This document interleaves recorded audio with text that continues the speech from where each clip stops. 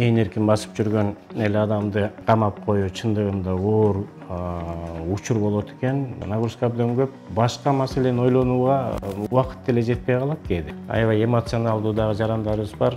Биздин аброюбузга катары бир туура эмес сөздөрдү да угабыз. Башында гыжалат болуп жүрдүк, анан кийин көнөт экенсиң. Бир күндө бир убакытта эле бүтө турган процесстер бирок абдан орчундуу. Ушул жерден көп нерсе башталат да. Жылдан жылга оңолуп эле кетип атат элдин пикири делечи. Аны биз ошол сот адилеттүүлүгүн жүзөгө ашыруу менен мен түздөн түз байкап атам.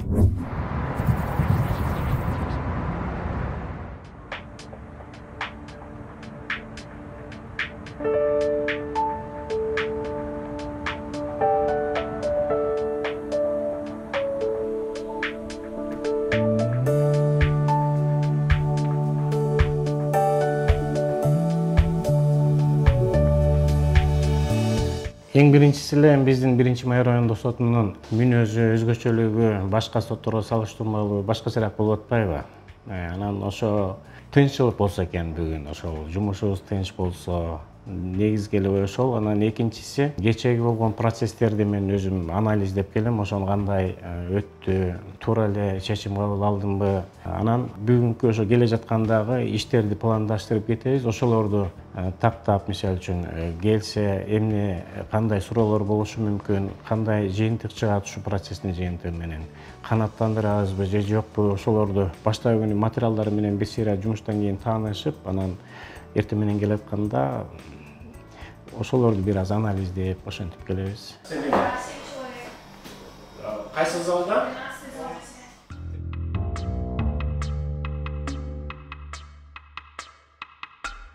Тергөө судьясынын негизги максаты бул деген сот өндүрүшүндө иш келип түшкөнгө чейин, тергөө учурунан баштап сотко келип түшкөнгө чейин соттук көзөмөлдү жүзөгө ашыруу болуп эсептелинет. Анткени иш козголуп, тергөө амалы жүрүп баштаганда ошол тергөө амалдары канчалык деңгээлде мыйзамдуу, канчалык деңгээлде ошол кылмыш иштин алкагындагы жабырлануучунун, айыпталуучунун укуктары бузулабы, бузулбайбы, ошону камсыздоо максатында ишке киргизилген десек жаңылбайбыз. Ошону менен бирге эле Конституцияда белгиленген адам укуктарынын сакталышына дагы бир чоңдон чоң кепилдик катары кирди десек да болот. Бул жерде негизинен буга чейин тергөөнү прокуратура органдары көзөмөлдөп, тергөөгө көз салып, азыркыга чейин эле ошентип келишет, бирок ошонун ичинен кээ бир ыйгарым укуктарды тергөө судьясына бөлүп берген да. Шектөө катары кармоодон баштап, ал кишиге бөгөт коюу чарасынын түрүн тандоону ошо сотторго ыйгарым укук катары берилген буга чейин эле. Козголгон кылмыш иштин алкагында адамдын телефондо болгон сүйлөшүүлөрүн, абоненттик түзүлүштөрдүн ортосундагы байланыштарды, шектүү адамдардын үстүнөн аудио-видео контроль, алардын жүргөн жерине көзөмөл жүргүзүү, ошол сыяктуу атайын тергөө аракеттери бар. Ошолор да тергөө судьясынын ыйгарым укуктарына кирет. Ошол учурда соттук контролду жүзөгө ашыруу менен бирге биз тергөө органынын кызмат адамдарына, тергөө бөлүмдөрүнүн башчылары, тергөөчүлөрдүн, ошондой эле прокурордун кыймыл аракеттерине жана аракетсиздиктерине карата дагы ошол кылмыш ишинин катышуучуларынын арыздаттанууларын карайбыз. Ошо менен соттук көзөмөлдү жүзөгө ашырып келебиз. Тергөө судьясынын негизги максаттары ушулар.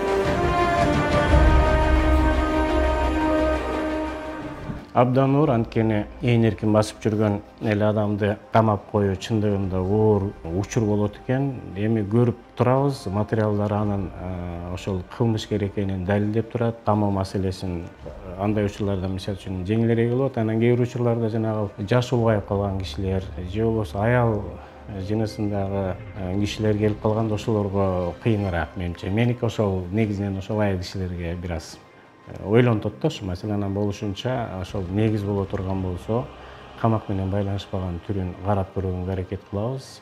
Негиз жок болсо айла жок ошондой чечимге келишке туура келип калат. Абдан оор, чындыгында оор. Камакка алуу түрүн тандаганда да мыйзамга негиздейбиз. Эгерде андай негиздер жок боло турган болсо ошол эле мыйзамга негиздеп эмне себептен камабай койдук, биз ошол токтомубуздун жүйөлөштүрүү бөлүгүнө толук көрсөтөбүз.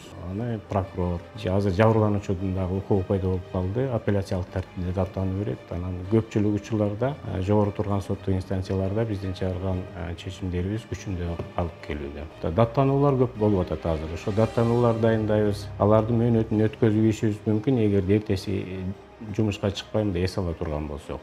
Анан обус выемкалардын сроктору бар, мүлккө камакка алуу тууралуу өтүнмөлөр келет. Алардын мөөнөттөрүн өткөрбөй карап беришибиз керек. Эгерде мөөнөтүн өткөрүп алсак, булар сөзсүз түрдө даттанала турган соттук материалдар отмена болуп калышы мүмкүн. Ошол себептен баардыгын сактап, кайрылуу жумушка чыгабыз. Жумуш абдан көп. Бизде ошол дежурствону эртеси эс алат деген менимче түшүнүк жок. Суда и обжаловать решение суда, если вы с ним не согласны, будете по результатам рассмотрения этих судебных материалов в порядке и сроки, предусмотренные законодательством Кыргызской Республики, вышестоящий суд. Ваши права ясны? Да. Бизге азыр 24 материал түштү. Анын ичинен экөө бөгөт коюу чарасын тандоо жана шектүүлөрдүн кармалгандыгынын мыйзамдуулугун жана негиздүүлүгүн текшерүү. Бир 4 атайын тергөө аракеттерин жүргүзүү боюнча материалдар келди. Калганы мурда сот тарабынан колдонулган бөгөт коюу чараларынын камакка алуу түрү бар экен, үй камагына өзгөргөн жерлери бар экен. Ошолордун мөөнөтүн, тергөө мөөнөтүн узартуу тууралуу маселелери боюнча документтер түштү. Азыр ошого даярданып атабыз. Менин практикамда эң көп түшкөнү бул 2021 жылдын күз айлары болчу. Дежурствода ошол бир түшкөндө 109 материал түштү. Анын тең жарымы ошол бөгөт коюу чарасына байланыштуу маселелер, тең жарымы тергөө амалдарын, тергөө аракеттерин, анан атайын тергөө аракеттерин жүргүзүүгө байланышкан. Ошондой эле кызмат адамдарынын аракетине жана аракетсиздигине карата даттануулар эле.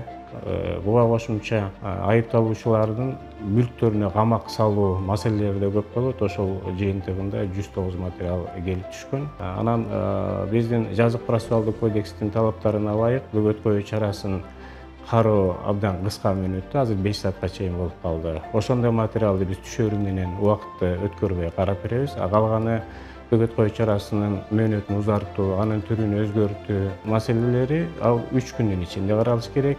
Ошол себептен кийинки күнү карасак болот.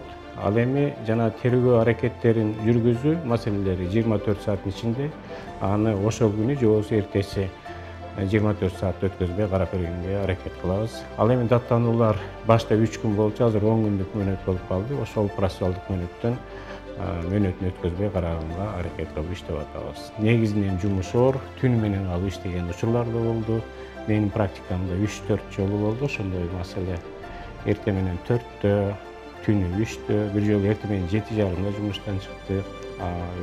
Ушундай болот кээ бир учурларда. Зал судебного заседания явились обвиняемые. Пока биз жумушубузду бүтүрүп, процесстерди жыйынтыктамайын, алар кетпейт. Анткени алар УПК боюнча алар да ошол соттук процесстин катышуучусу. Мисалы үчүн секретарь сот отурумда сөзсүз түрдө катышыш керек. Жардамчым болсо, кийинки процесстерге даярдык көрүп, менин кабыл ала турган токтомдорумдун долбоорлорун колдон келсе дайындап, ошентип процесске даярдык көрүшөт да. Ошо менен аларсыз биз жалгыз иштешибиз айтышпайм, иштей албайбыз го. Булар деген сөзсүз түрдө биз менен чогуу жумуш аяктагандан кийин кетишет.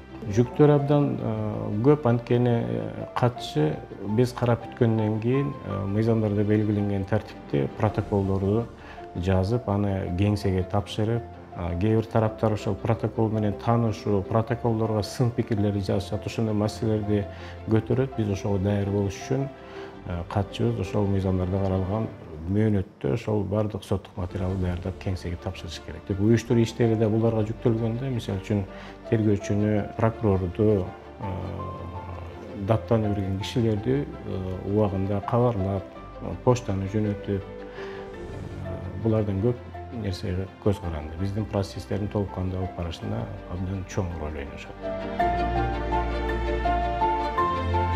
Тергөө судьяларынын өткөрүүчү процесстери бир күндө бир убакытта эле бүтө турган процесстер, бирок абдан урчундуу. Ушул жерден көп нерсе башталат да. Бул жерде эми тараптар прокурор, айыпталуучу, тергөөчү, анан айыпталуучунун адвокаттары эле да.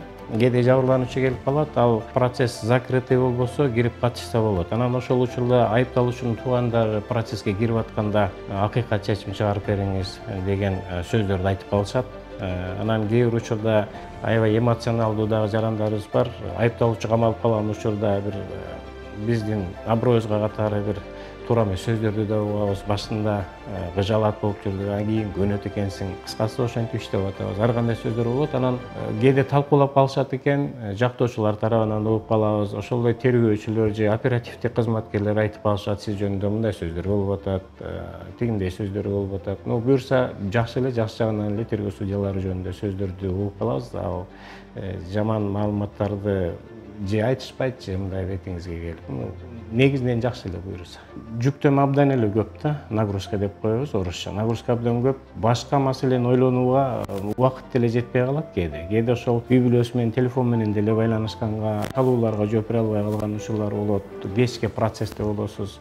Үй бүлө көндү, буга чейин жумуштан кийин кечирээк келсек сурап калышчу, кайда эмне иштер менен жүрөсүз, кеч калдыңыз. Азыр болсо ошол айтып атабыз, бүгүн жирсоо болот график боюнча. Мени күтпөй эле өзүм ошондо чалып келем үйгө.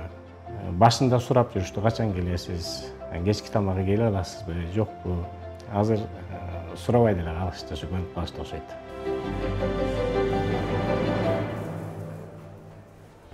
Жылдан жылга оңолуп эле кетип атат элдин пикири делечи. Аны биз ошол сот адилеттүүлүгүн жүзөгө ашыруу менен мен түздөн түз байкап атам да. Кээде кезектеги эмгек өргүүбүзгө чыгып, башка региондорго барып, тууган уруктары менен кезиккен учурларда ошол талкуулашат, өздөрүнүн сын пикирлерин айтышат, салыштырмалуу айтышат өткөн жылдарга карата. Анан негизинен бул элдин соттун ишмердүүлүгүнө болгон көз карашын оңдоо, менимче бул биздин жалпы элдин укуктук маданиятын көтөрүүгө байланышкан иш-чараларды жакшы жүргүзсө ошодон көз карандуу деп ойлойм да. Анткени кээ бир учурларда жолугуп калып, кокустан эле бир адамдар сот жөнүндө же прокуратура органдары жөнүндө тескери пикирлерин айтышат. Анан мен кээде ошол утурлама сурай берем, өзүңүз эмне жумуш кыласыз, билимиңиз кандай, буга чейин ошо прокуратура органдарында, милиция органдарында же судья болуп иштегенсизби десем, абсолюттук маалыматы жок, билими да жок, өзү иштебейт. Анан ошолорго мындай түшүндүрүп койсоң, анан түшүнүп калышат. Кечеги жердеги туура эмес сөз айтышкан турбайм. Мен ошого эле ушундай пикирим жаралып калды. Ошондой туура эмес маалыматтардан улам жалпы коомдук пикир жарала берет да, жөнөкөй карапайым калктын арасында. Ошону бир укуктук деңгээлде, илгери юстиция министрлигинде укукту пропагандалоо деген бир багыт бар эле. Ошолор иштеп, даже бала бакчадан, мектептерден кандай мыйзам кабыл алынды, анын жыйынтыгы кандай болот, эмнеге багытталган, ошолор боюнча пропагандалоо иштери жүрчү. Азыр ошол иштер токтоп калгандай сезилет да. Бирок учурунда биз телевидениядан, массалык маалымат каражаттарынан ишибизди чагылдырган кээ бир жумуштарды алып барып атабыз, лекцияларга барып атабыз, семинар, тренингдер. Бул жерде көбүнчө жана карапайым калк катыша албай калат. Ошол себептен ушундай пикирлер коомду аралап жүрөт деген ойдомун. Бирок буюрса жакшы, жылдан жылга пикирлер өзгөрүп, оңолуп келе жатат.